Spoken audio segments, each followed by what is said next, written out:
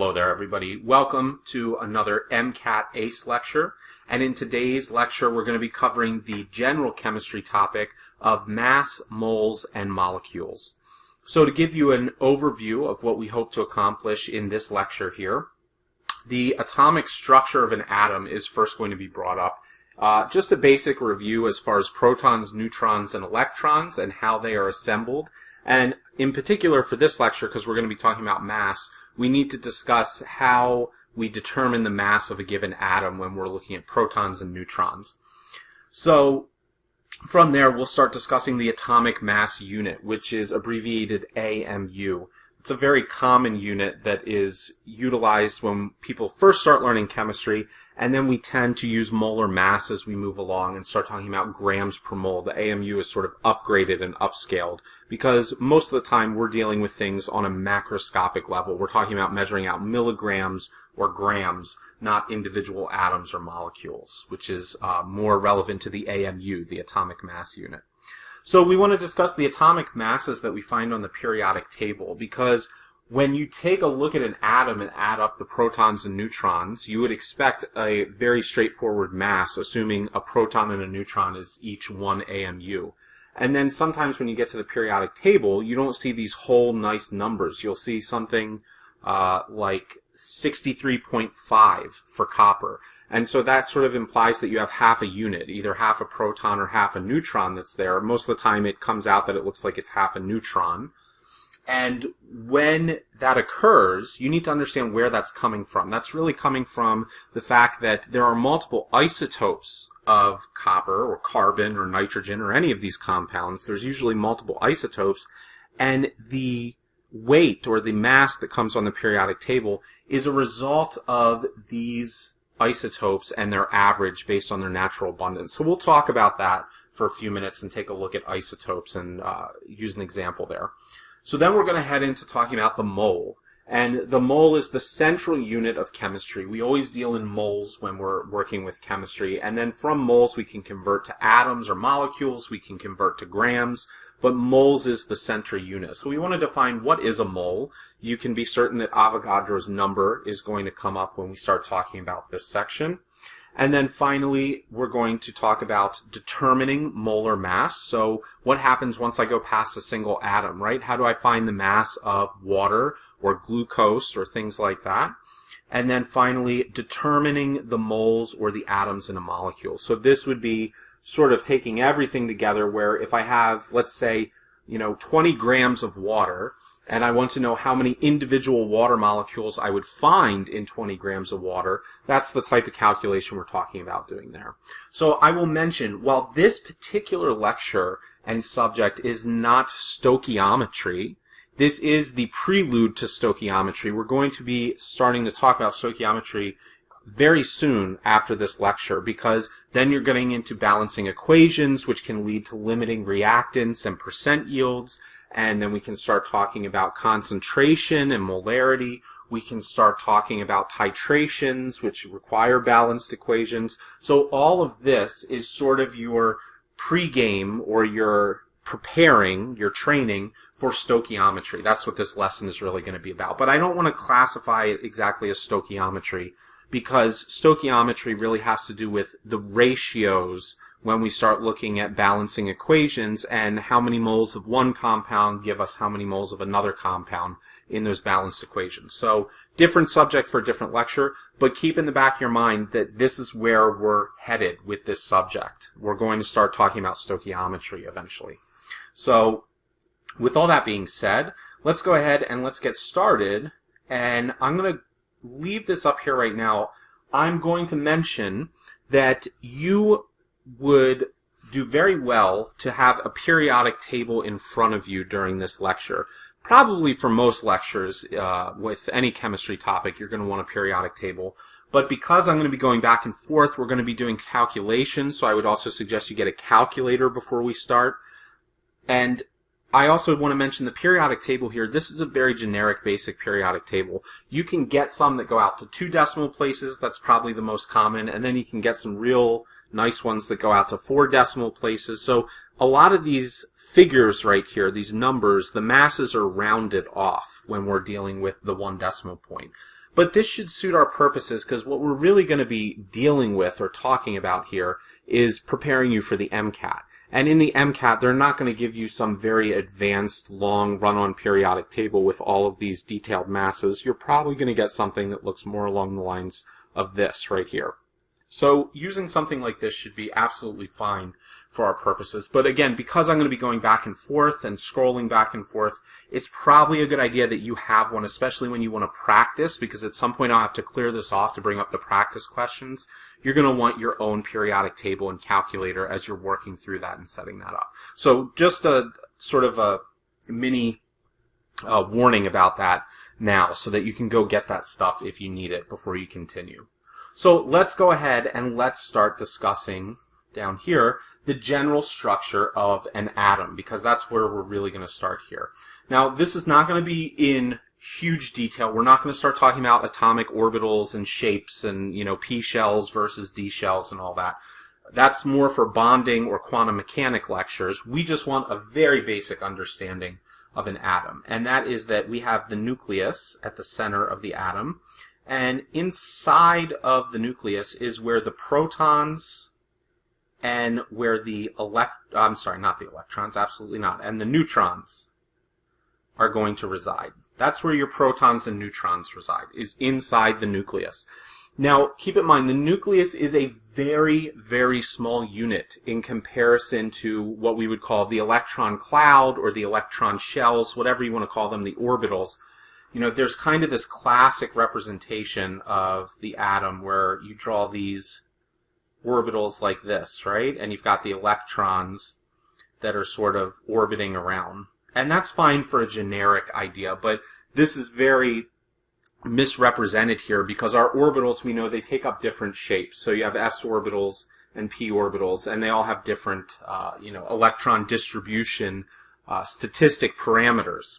So the main concept that we want to sort of gather here is that the protons and the neutrons are in the nucleus, and these are going to contribute to mass. So this is going to contribute approximately 1 AMU, and so is the neutron, approximately 1 AMU. Right? Now the electron would not contribute any significant AMU. Now, some students get confused here because it's really about 5 times 10 to the 4th in terms of AMU contribution, right? When you talk about something that small, the example that I like to give is if you're weighing out a gram of some substance or compound, and then you add a tenth, not even 1, but a tenth of a milligram, all right? So a milligram is 1,000th of a gram. So you're talking about you need 1,000 milligrams to make up 1 gram. So if I'm weighing out 1 gram, and then I'm talking about taking a tenth of a milligram, so a tenth of 1,000th, is that really going to contribute significantly to the 1 gram that I have there? And the answer would be no. Then I'm talking about if I added that, I would have 1.00001 grams, and you round it and you say, oh, it's a gram, right? So it's the same concept here with the electrons. The electrons are considered to have mass. So some students think, oh, electrons are just energy. That's not true. Electrons, while they can certainly behave on the electromagnetic spectrum in terms of, electromagnetic energy coming in and exciting electrons, and they do have charge associated with them, electrons do have mass. It's just very insignificant in comparison to that of the protons and the neutrons. So protons and neutrons are where we gather or focus our efforts in terms of the mass of a given atom. So every proton is going to lead to 1 AMU, and we represent atoms by using their atomic number, right? And the atomic number, I'll circle 102 up here because it's on the screen. That's the atomic number right there, right? So all of these would be atomic numbers, and atomic numbers are the way that we identify an element. It gives the element its identity, its chemical properties. It's basically its identity is what it's leading to. So it's not appropriate, especially when we start talking about isotopes, to talk about changing the number of protons, because what you're doing at that point, you're changing the identity of the element.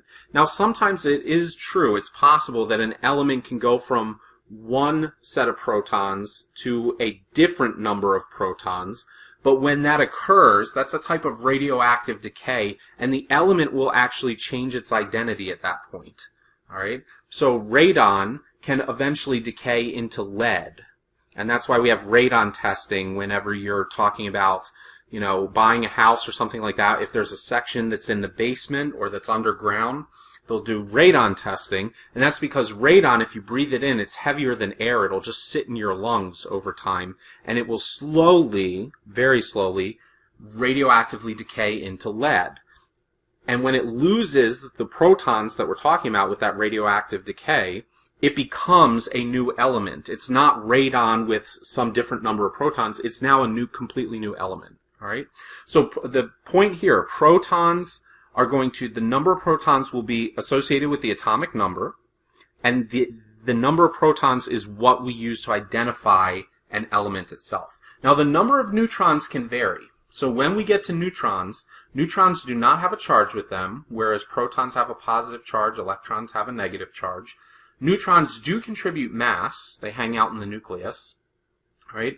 And what we do is we say, all right, if we want to find the atomic mass, or the atomic mass units, okay, which we represent with AMU, we can find that, and sometimes this right here will be represented with A, okay, but we can find that by taking the protons plus the neutrons. So if I sum those up, assuming they're 1 AMU apiece, I will find the atomic mass. It's really the atomic mass. The unit is one of these individual. So every proton would be 1 AMU, every neutron would be 1 AMU. Okay, sometimes the protons, the atomic number is abbreviated with Z, and then you can find the neutrons. So this is the same equation as above, but sometimes you'll see Z and A used as those values that get plugged in there. So you'll have an element, like element X, I'm just using a general example here, and we'll say, okay, the mass of element X, and then its atomic number. So for instance, carbon 12, meaning the mass is 12, and carbon always has 6 protons. Whereas I could also have carbon 13 with 6 protons, and carbon 14, that's the carbon used with radio dating. When we have carbon dating, you're looking at the radioactive decay of carbon 14. And again, 6 down here. So look, 6, right? The atomic number, right? The number of protons is the same. A carbon is a carbon is a carbon, but we can have different values up here as far as the mass is concerned by additional neutrons, right?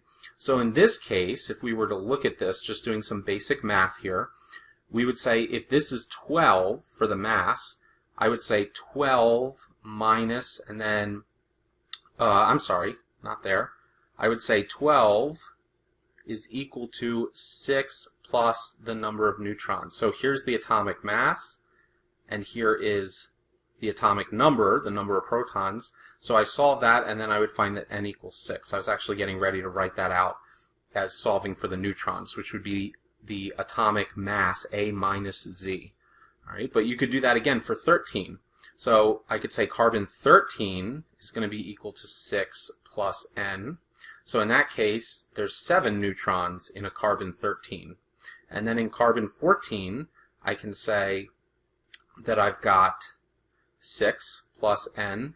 So in that case, I have 8 neutrons that are hanging out in carbon 14. So these right here are known as isotopes. Okay, and do not confuse that with isomers, because isomers talk about when we get to compounds and we take the same number of atoms and arrange them in a different format. That's an isomer. An isotope is talking about a set of atoms that are identical in terms of their element, right, their number of protons, but they differ in the number of neutrons. So we get different masses because neutrons also contribute AMUs when we're taking a look at that. So that's a basic rundown of this. All right, now, as I was saying before, if we come up and keep this equation in mind, all right, if we come up and we take a look, one of the ones I mentioned earlier that I usually like to use with students, although there's lots of good examples, is with copper. So if I take a look at copper here, copper is element 29. That means there would be 29 protons associated with it, and it has a mass of 63.5. So if I take a look at this, all right, and I come back to my equation, I would say, all right, well, if I'm looking at 63.5, right, that's going to be equal to, and then you come up, you say 29, because that's the number of protons, right, plus N. And so if I get ready to solve this, what's going to happen? I'm going to take 63.5 minus 29, and I'm going to get a fraction as my number. So if you're confused by what I mean when I say this, all you have to do is run 63.5 minus 29, and you'll find out that N is equal to 34.5. Well, that doesn't make a whole lot of sense. Okay, there's a point there. Let's emphasize that.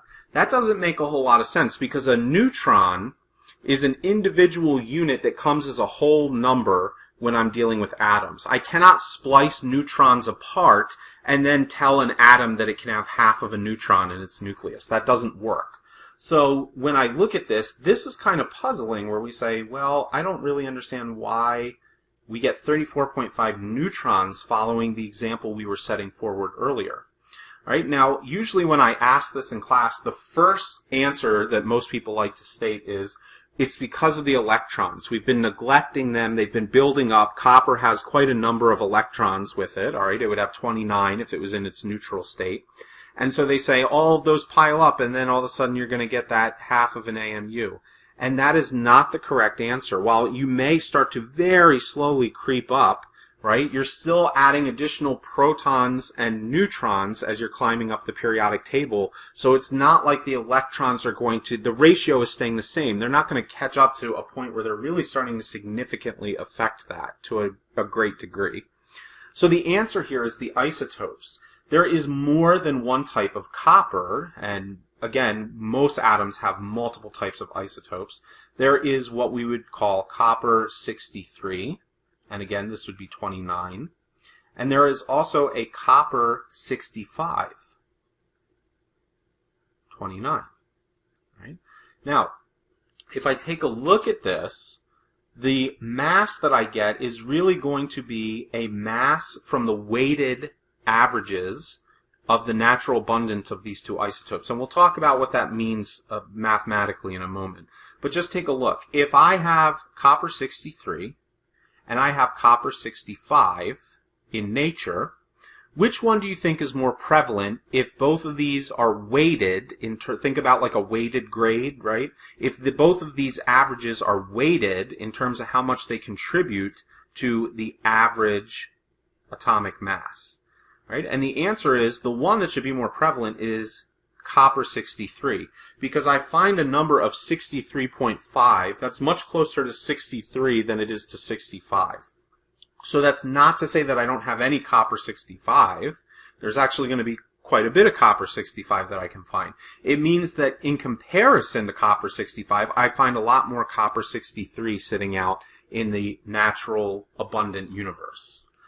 Right, so when I take a look at this, if I come down, it turns out, now these values, I'm rounding them off here. So you may see examples if you go online and you look online that are a little more detailed than this. But for the purpose of what we're using with our periodic table, I'm rounding this off. So copper 63, the proper weight for it, because we're estimating that it's about 1 AMU, which is a pretty good estimate per proton and neutron. The correct value here is, it really weighs 62.9. It's almost 63, right? And then the other copper, copper 65, turns out that that value, similar to the other one, is 64.9, right? Now these values continue if you were to run the decimals all the way out, but this is good enough for the example we want to use here. So we said that there should be more copper 63 than we're seeing in terms of copper 65. So what I can do here is I can give you the averages. I would say this one, it turns out, is about 69.09%. And then the copper 65 is going to be the remaining amount, and that's about 30.91%. Okay, those are the two major coppers that we come across.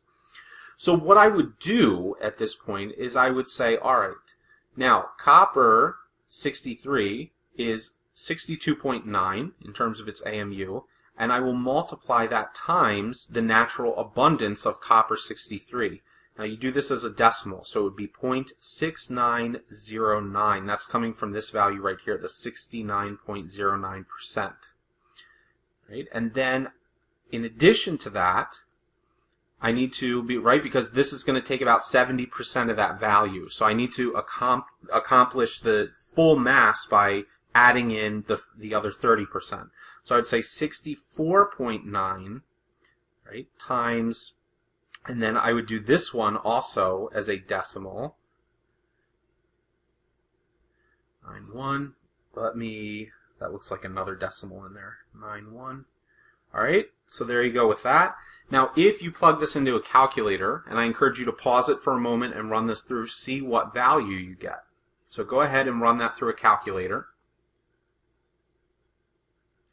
All right, so hopefully the answer you came out with was 63.5, and that is the mass that we find up on the periodic table, 63.5 for the copper. So that's where that value is coming from.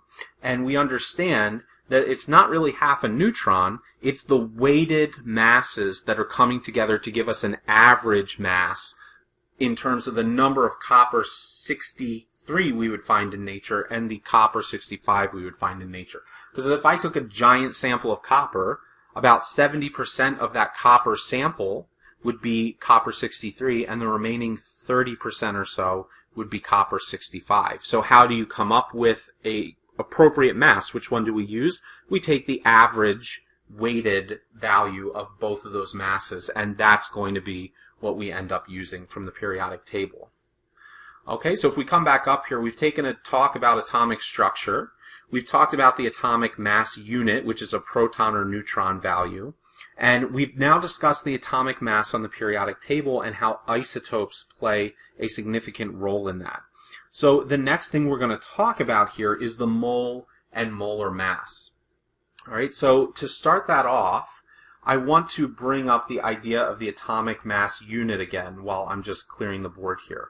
So the atomic mass unit, or the AMU, comes from protons and neutrons. And the way that we define an AMU, because that's still kind of a little bit nebulous as far as its definition, there is an actual definition, which is that an AMU is going to be exactly 1/12 the mass of a carbon-12 atom. So if you come up and you look, here's carbon. Carbon is 12.0. All right, so we define an AMU as 1/12, meaning if it's 12, it would be exactly 1, right?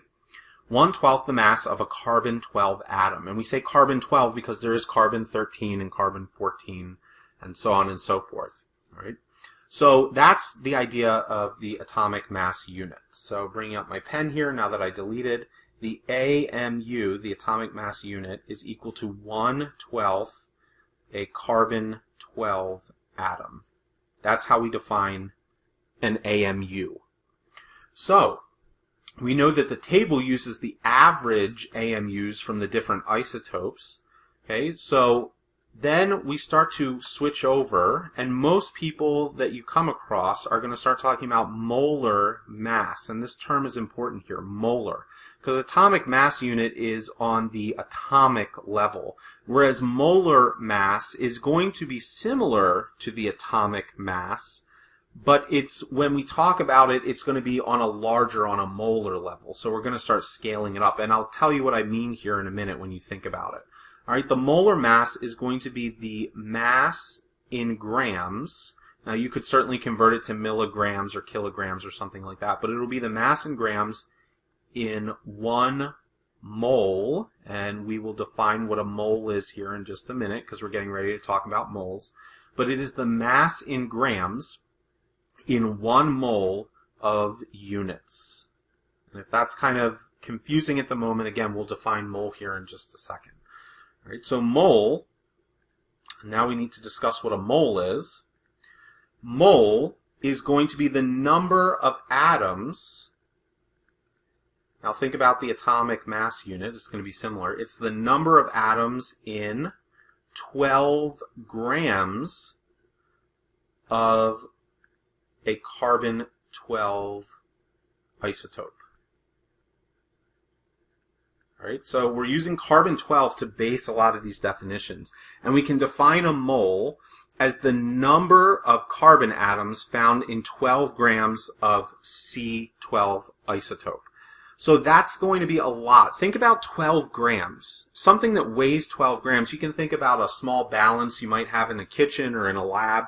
You can physically measure out 12 grams. You can hold 12 grams worth of material in your hand very readily, and you can see it. All right, now think about how small atoms are. It doesn't make sense that 12 atoms would weigh 12 grams. Or anywhere close to that, because we were talking up here about 1/12, and AMU is 1/12 of a carbon-12 atom. So when we're talking about this, this is getting scaled up. We're saying 12 grams of a C12 isotope gives us how many atoms? And it turns out that that number of atoms is going to be Avogadro's number. So this is a value that is very well known. It's one that you will need to know for the MCAT.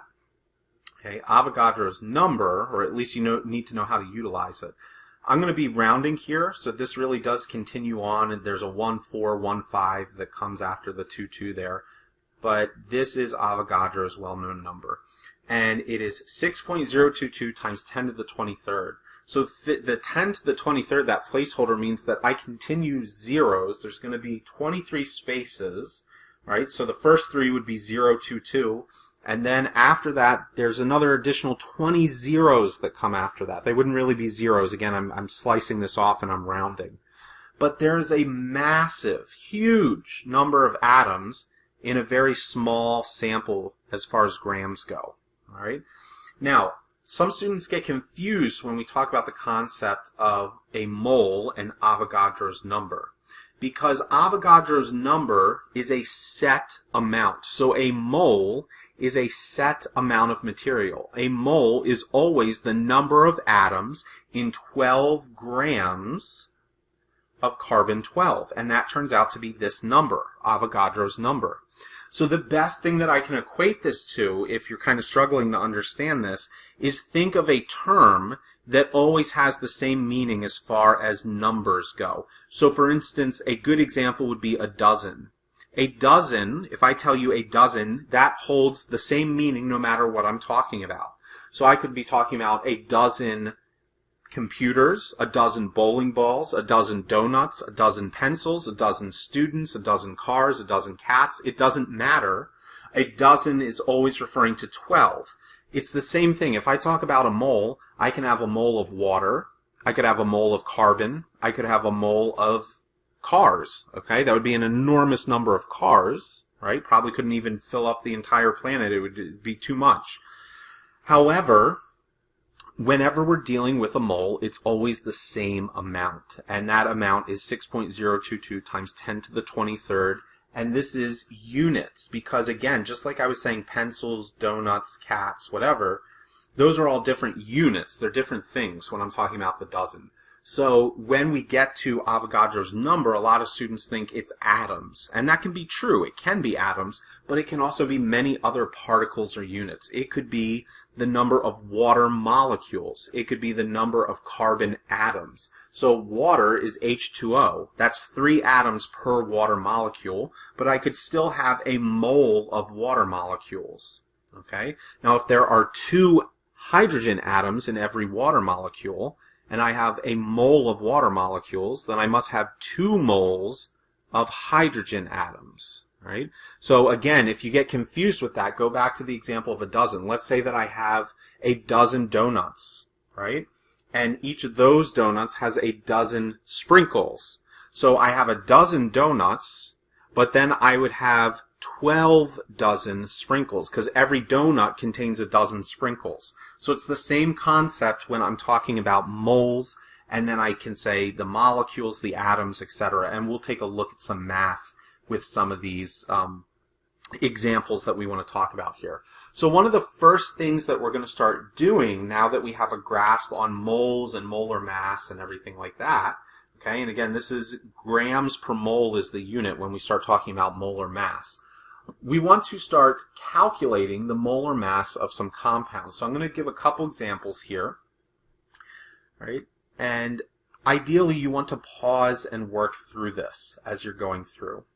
So the molecules that I'm going to give you to work with will be water, because we keep talking about that, so that's a pretty common example, water, okay, and then we will have glucose, C6H12O6, and then in addition to that, let's do acetic acid, which would be CH3CO2H, and don't forget that extra H that's at the end there, right? So some of these are organic type of compounds with carbons. So the idea is find the molar mass, find the grams per mole, and this value comes from the periodic table. You want to add up what you're going to be working with here. So again, you want a periodic table in front of you. We'll walk through the first one here, and then you should try the other two for yourself. So for H2O, I come up and I see that hydrogen has 1.0 and oxygen is 16.0. All right. Now, again, if you have a periodic table with more decimal points, you may get a more specific answer when you're working with this. So what I would do is I would say there are two hydrogens. The hydrogens are going to be 1.0 apiece times 2 plus, then I need the oxygen. The oxygen is going to be 16.0. And if I add those together, I get 2.0 plus 16.0. So the molar mass of water is 18.0 grams per mole. So what does that mean? That means that if I had 6.022 times 10 to the 23rd water molecules, and I put them on a scale, they would weigh 18 grams. There's 18 grams in 1 mole of water. That's what it would turn out to be. So 1 mole of water molecules would turn out to be 18 grams. All right, so pause the video. Try this for C6H12O6, which is glucose, the sugar molecule, and try this for acetic acid, which is CH3CO2H. And you pause it and come back in a minute and we will work through these. All right, so hopefully everybody had a chance to work on this. The first one here, carbon, if you look at your table, should be 12.0. Again, if you have a more specific table, it might be 12.01. You might have some extended decimals outside of this. All right, and then hydrogen is going to be 1, like the previous example. Now in this case, we have 12 of them. And then finally, the oxygen, I have 6 of them, so I'm going to do 16.0, right, times 6. And so if I sum all of these up and I do the proper multiplication inside the parentheses there and distribute them, I'm going to end up with 180 grams per mole.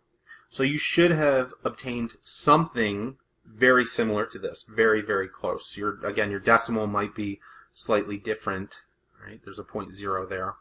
Your decimal might be slightly different based on the periodic table you're using, but I think I've announced that a couple times now, so you should be okay with that and aware of that.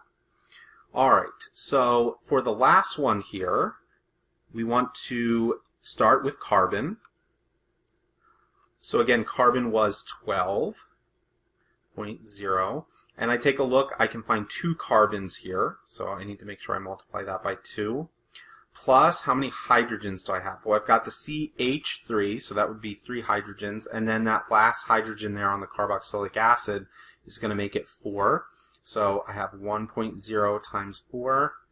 And then finally, I need to make sure that I add in the oxygens, and I've got 2 oxygens there, so 16.0 times 2 oxygens. And if you solve that and you add all of that up together, you should get approximately 60 grams per mole. All right, so this is how this works. This is how you find your molar mass. And your molar mass can then be used to find moles, And you could also use Avogadro's number in order to find specific atoms or molecules or things like that. So if we come back up here and we take a look, all right, we've now discussed mole and molar mass. We know how to determine molar mass. We go to the table and we pick out the values that we're looking at, and we sum them all up, multiplied by the number of atoms that are there. And then finally, we could use Avogadro's number to convert mathematically and find atoms, molecules, something like that. So that's where we're going to be heading next, is determining the final part here, determining moles and atoms and or molecules. And again, this is getting ready to start working with the math for stoichiometry as we start converting mole to mole ratios, limiting reactants. That's what we're prepping ourselves for here. All right, so what I'm going to do, I'm going to clear off the periodic table because I need a little room to work here. So again, if you don't have one, now's the time. You need to pause this and go get one that you can work with. So I'm going to clear this off. I'm going to bring up some questions here, and we can practice these questions. These can basically be associated as the questions that you are going to practice for MCAT sort of stuff. Again, most of these would be multiple choice, so I can at the end throw up a few more multiple choice ones just to make sure that you're comfortable with this. But overall, this is the type of math we want to be doing. So let me go ahead and delete this, and then I will bring up the questions. Okay, so here are the questions. The multiple choice questions will be very similar in terms of the math that's based off this, and I'll probably throw one or two theory questions in just to make sure that we understand that. So, how many grams of water are found in 2.69 moles of water? How many moles of glucose are in 15 grams of glucose? And then down here, how many grams of acetic acid are in 3.21 times 10 to the 23rd molecules of acetic acid? Now, I did keep these problems in the context of the molar masses that we just found. So you should have some of your work done for you already, but your job is to solve each of these problems and find the correct answer. So go ahead and work through these. Again, how many grams of water are found in 2.69 moles of water? How many moles of glucose are in 15 grams of glucose? How many grams of acetic acid are in 3.21 times 10 to the 23rd molecules of acetic acid? So you want to try to solve these using some multiplication and division and figure out what the correct answers would be. All right? So pause the video, work on these, and then come back after you think you have the answers. All right, so hopefully everybody had a chance to work on these. I'm going to set this up. Now, the periodic table I have in front of myself here, now that the one up here is deleted, uses 2 decimal places as I'm working with this. So the values that I'm going to be using are going to be coming from there. So I just want people to realize if your last decimal point is off by a little bit, that it could be based on those values. All right? So in order to do the first one, we know that we have 2.69 moles of water. And then the question is, how many grams is that? So if I have 2.69 moles of water, some people will set this up using multiplication. I like to use what I call canceling tables. So I put this on top, and then I say, all right, well, 1 mole, which we will often abbreviate MOL, 1 mole of water is going to be 18. Now, it was 0.0. I have 0.02 from my periodic table that I'm currently using in my organic chemistry textbook in front of me. All right, but it's 18 approximately grams of water for every 1 mole of water. That's the first molar mass that we solved previously. So mole and mole will drop out, and if I multiply these two values together, I get 48.5 grams of water. So hopefully everybody was able to come up with that value or something very, very close or similar to that value when they were working through this. Right? So the next problem is sort of working the opposite of that, because it's giving you the grams and it wants the moles. So you always want to start these problems out with what you're given. You have 15 grams of glucose. Okay, so I'll just abbreviate this here. H12O6. use the formula.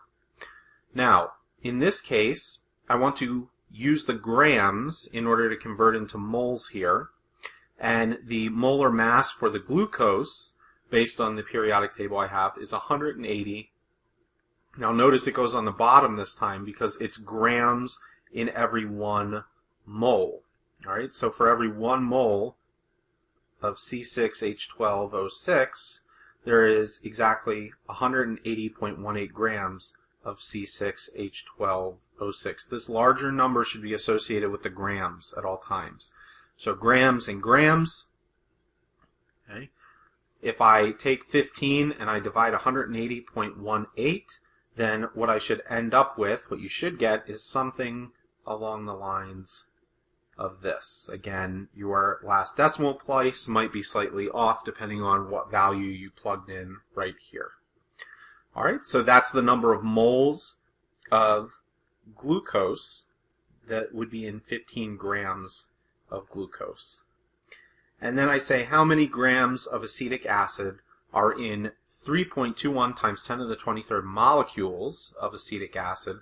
So this is probably out of the bunch the one that would require the most conversion. So I'm going to start with my 3.21 times 10 to the 23rd molecules. And molecules of CH3, CO2H. It's a very long portion there. All right, so now you cannot jump directly into grams from molecules. You're going to need to go to mole, because mole is the intermediate unit that basically will allow you to jump to anything else. So I have to say, in order to get to 1 mole of the CO2H,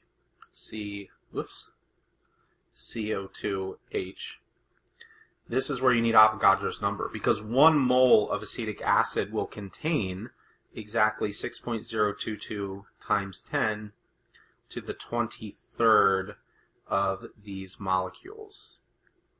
Okay, for the sake of space, I'm not going to write out the word molecules here, because I still need more space over here. So when I'm done with that, the molecules and the molecules would cancel out to give me moles.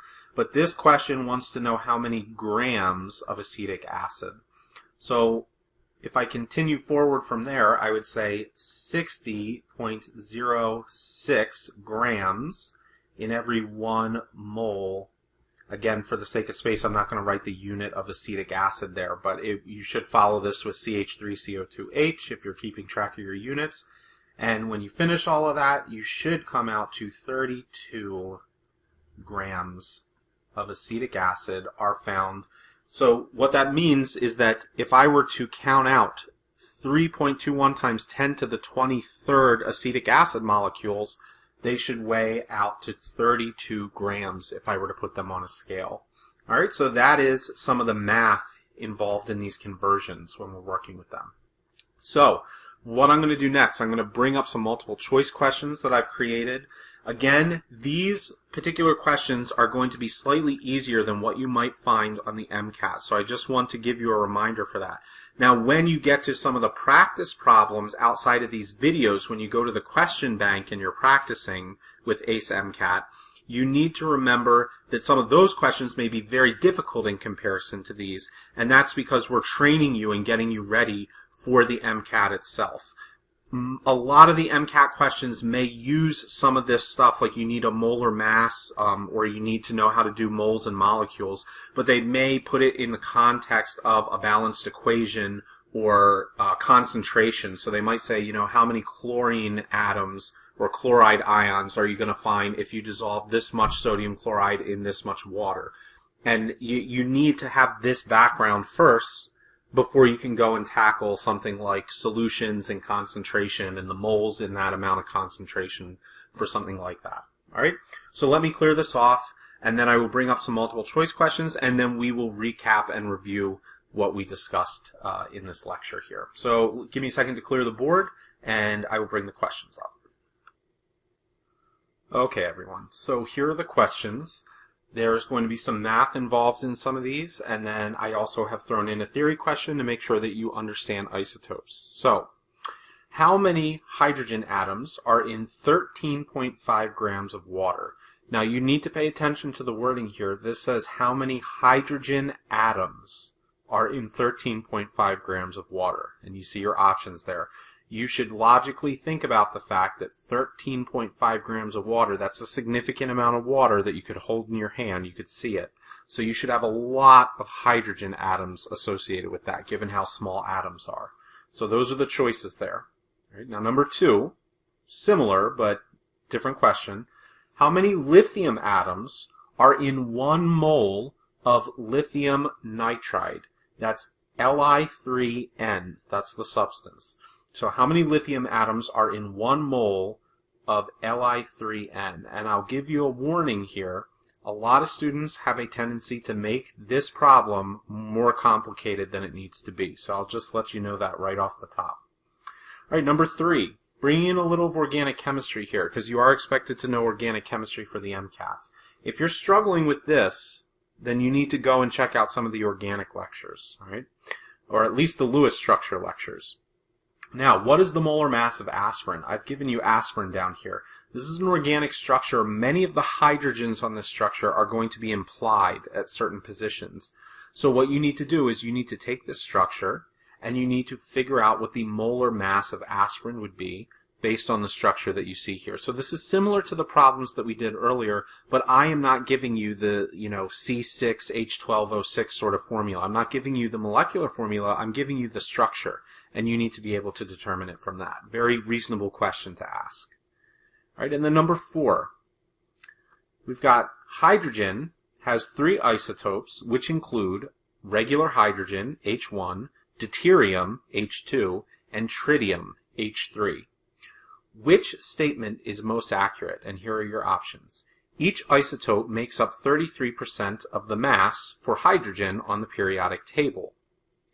H2 is likely the most abundant isotope.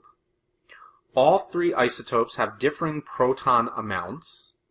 H1 has no neutrons, while H2 and H3 have neutrons. So those are the options, and based on, again, I would encourage you to have a periodic table while you work through these. Based on those statements, that's what you're going to try to work with. So take a minute to copy these down. You can rewind it if you need to, go back through, make sure you have the questions set, and then I encourage you to practice these questions before you go through the walkthrough with me. So go ahead and prepare that, and then when you feel that you're satisfied with your answers or you need help walking through, come back and unpause it and we can go over them. Alright, so hopefully everybody has had a chance to work through these problems.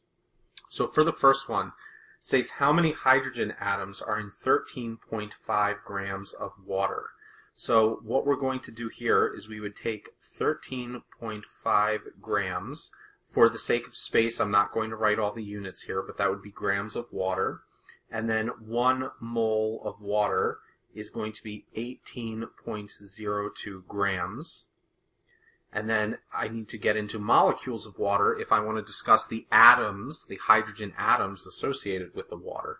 So what I would need to do is I would say 1 mole of water is going to have 6.022 times 10 to the 23rd water molecules. And I can't stop there because that's just going to give me water molecules. I then need to say that there are 2 hydrogen atoms in every 1 water molecule. And this, as long as I multiply that value by 2 at the end, should give me the answer. And it turns out that the answer is 9.02 times 10 to the 23rd. Now, you really would do the math and figure out what this is.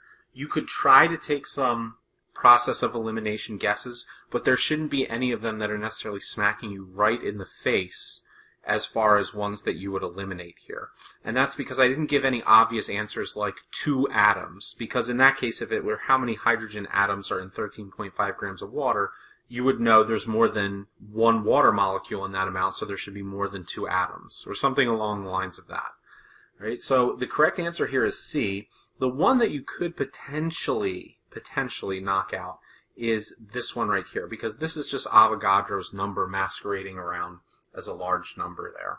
So other than that, you would have to run through the proper numbers here, and you get C as the correct answer. And the key here, when I said pay attention to the wording, is that we're looking for hydrogen atoms, not water molecules. So you need to make sure that you take it one step further past the water molecules when you're doing that. The wording is very important when we're dealing with these problems. All right, now number 2, the one that a lot of students have trouble with and they start confusing. How many lithium atoms, the key here is that 1 mole is important. How many lithium atoms are in 1 mole of lithium nitride? So a lot of students try to struggle with this, and they say, you're not giving me grams, I need to go to the periodic table and get grams per mole so I can convert. So they start grabbing values off the periodic table. You're getting way too complicated while you're doing that. 1 mole is exactly 6.022 times 10 to the 23rd Li3N molecules. That's all you need to know there, because I made this exactly 1 mole. So 1 mole is exactly 6.022 times 10 to the 23rd molecules. You don't need the periodic table for this. So then all it says is how many lithium atoms are in 1 mole of this. Well, if there's 3 lithiums per molecule, and there's this many molecules, I need to take this number times 3. So I'm going to take Avogadro's number times 3. That's all you had to do for this problem. All right, and what you should end up with when you finish that is 1.81 times 10, sorry, I have to look at my calculation there. 1.81 times 10 to the 24th lithium atoms. That's what the correct number should be. Again, Avogadro's number masquerading around here, and you could potentially use process of elimination to get rid of D because you have fewer than Avogadro's number. So if I know, this would take a little bit of thought, but if I realize that I have at least Avogadro's number worth of these molecules, then at the minimum I need to at least have that many lithiums, if not more. And it turns out there's more because it's 3 lithiums that are in there. And so when I am looking at this, the correct answer would be the 10 to the 24th answer, which is A. All right, now what is the molar mass of aspirin? In this case, you needed to go through and determine how many of each atom you had. So you can readily see that there's going to be 4 oxygens that are present. And then if you take a look at the carbons, you need to count every point. So here's 1, 2, and then you come here, this is 3, 4, 5, 6, 7, 8, 9.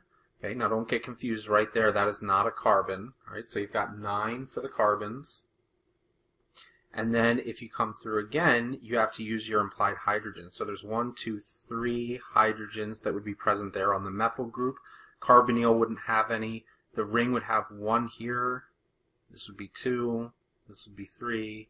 This would be 4. And then don't forget, so there's 4 over here. Don't forget this one over here, which would be 5, because you do have that alcohol present there. So then you would have 5 for your hydrogens. So you would need to use the values here, 16, okay, times, and again, mine, I have 2 decimal places out, so the examples I'm showing here only have 1 decimal place, but you should get a number that rounds close to one of these. So if we were to look at that, we would say this is 5, and then this is 9, and then this is 4. You add all of these together once you multiply them, and if you run it through your calculator, you should get something on the order of 180 grams per mole. And B would be the correct answer there if you were working with that. So hopefully everybody was okay with that. You need to be comfortable with organic structures when you're working with this. And that includes the condensed, the line bond structures, not with all the methyls drawn out, you know, as CH3s and things like that. All right, so time for the theory question. Number 4, hydrogen has 3 isotopes, which include regular hydrogen, deuterium, which is H2, tritium, which is H3. Which statement is most accurate? Each isotope makes up 33% of the mass for hydrogen on the periodic table. Well, that's not true. If we look at the mass of hydrogen on the periodic table, it's 1, approximately, it's about 1 gram per mole. or 1 AMU for the hydrogen. So if that's the case, that means that the original hydrogen has a much larger weighting on this value than do the second and third options there, the deuterium and the tritium. So we would expect that H1 is much more abundant than H2 and H3. So that's going to cross out A. That wouldn't make sense because if they were equally weighted, this value should be higher, all right, because each of them would be contributing a little bit more there. So B is also out because it's saying that deuterium is likely the most abundant isotope. So in this one, we're saying, well, all of them are equally likely. You got a 33%, a 1/3 chance of finding any of them, right? And then here we're saying that the deuterium is the most abundant, meaning we would find deuterium more than the other two. Well, that's also not true. It's the H1 that's going to be the most abundant, right? Now, let's take a look at C and D. All three isotopes have differing proton amounts. This should automatically be out because if we're saying that hydrogen has three isotopes, hydrogen is defined as hydrogen by the number of protons it has. A hydrogen has one proton. That's what makes it a hydrogen. If you suddenly have 2 protons or 3 protons, you've now become, in the case of 2, you've become helium. In the case of 3, you've become lithium. You're changing the chemical identity if you change the proton amount. So that wouldn't be good. So that must leave D, but let's see if D makes sense. H1 has no neutrons, while H2 and H3 have neutrons. Well, keep in mind the value here is the mass. So if hydrogen is H1, and that's its mass, and its atomic number on the periodic table is 1, that means that it has 1 proton, and its mass must be derived from that 1 proton. So it has no neutrons. That's correct. And then H2 and H3 must have neutrons. Well, that's also correct because hydrogen, again, can only have 1 proton. So if it has 1 proton, but we find that the atomic mass is 2, then it must have 1 neutron in order to accomplish that. And for H3, if it's got 1 proton, again, because it's hydrogen, it then must have 2 neutrons in order to accomplish a mass of 3. So what we're really focused on here is that isotopes, okay, have varying neutrons, and specifically in this case, most of the isotopes you come across, they'll all have neutrons, but in this case, hydrogen is interesting because hydrogen does not have a neutron in its regular form, and then its isotopes do. So we are technically varying the number of neutrons. We're going from 0 to 1 to 2 when we're doing that. All right, so those are the questions. I'm going to clear this off, and then we will do a brief summary of everything we discussed and talked about here. So give me a second to clear off the questions, and I will bring up that summary. Okay, everybody, so here is the summary for the Mass, Moles, and Molecules lecture. First of all, we looked at the structure of atoms, and we noted the protons and the neutrons were in the nucleus, and the electrons were in the outer area. And what was important here is we said that atomic mass for any element was going to be obtained by adding the protons and the neutrons together. And so that was where we ended up coming up with atomic mass, and the proton and the neutron would each contribute an atomic mass unit. And we defined atomic mass unit along the way as being exactly 1/12 the mass of a carbon-12 atom. That is what defined an atomic mass unit. And then we said, you know, protons and neutrons each give an atomic mass unit. But that's our official definition there, 1/12 of a carbon-12 atom's mass. So then we were looking at the periodic table, and we said that with the periodic table, mass is going to come from the collection of isotopes, because we saw that example with copper that didn't quite make sense where we saw fractions of a neutron. And we could explain that by taking a look at the fact that there are multiple isotopes of copper, or any other atom that we were looking at, and that the masses found on the periodic table really come from the weighted natural abundance of each of those isotopes when we add them together. And that is what we can attribute the molar masses to when we start using the periodic table. So remember, isotopes differ in their neutron makeup, never in their proton makeup. And we saw some of that in the theory question. I know I mentioned it earlier in the lecture. Protons, again, protons give the identity of the element, and that is known as the atomic number. And the neutrons can vary. Those can be creating different isotopes, and certainly you can have different masses. One carbon can weigh more than another carbon, a 14 versus a 12. But that's due to neutrons. That is not due to additional protons. And you have to remember that okay, because protons also contribute to the mass, but those are not the ones that are going to be changing when you're dealing with isotopes. And then we talked about a mole. And a mole of anything, it doesn't matter what you're picking out, similar to the example we used with a dozen, a mole of anything is 6.022 times 10 to the 23rd units. That's Avogadro's number.